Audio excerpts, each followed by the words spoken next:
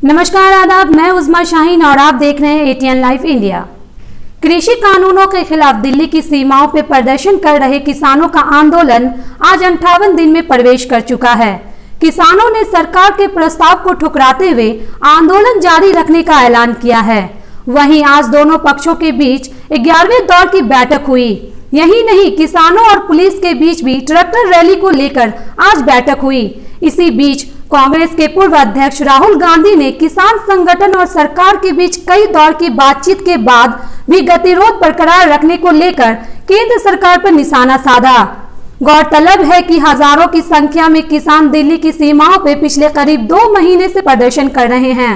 3 नए कृषि कानूनों की वापसी की मांग कर रहे किसान संगठनों ने गुरुवार केंद्र सरकार के उस प्रस्ताव को ठुकरा दिया जिसमें सरकार के प्रतिनिधियों ने 10वें दौर की वार्ता में तीनों नए कानूनों का अमल 1.5 साल तक स्थगित करने का सुझाव दिया था और समाधान का रास्ता निकालने के लिए एक समिति गठन करने की बात कही गई थी।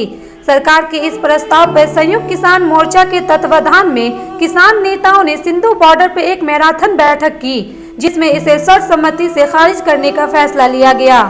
कृषि कानूनों को निरस्त करने की मांग को लेकर किसान संगठन पिछले लगभग 2 महीने से आंदोलन कर रहे हैं। संयुक्त किसान मोर्चा ने दावा किया है कि अब तक इस आंदोलन में 147 किसानों की मौत हो चुकी है।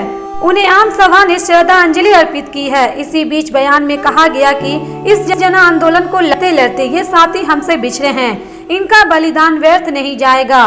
बुधवार को हुई 10वें दौर की वार्ता में सरकार ने किसान संगठनों के समक्ष 3 कृषि कानूनों को 1.5 साल तक स्थगित रखने और समाधान का रास्ता निकालने के लिए एक समिति के गठन का प्रस्ताव दिया था।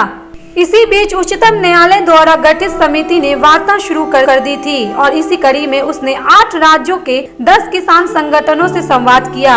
उच्चतम अदालत ने 11 जनवरी को 3 कृषि कानूनों के अमल पर अगला आदेश तक रोक लगा दी थी और गतिरोध को दूर करने के मकसद से 4 सदस्यीय एक समिति का गठन किया गया था।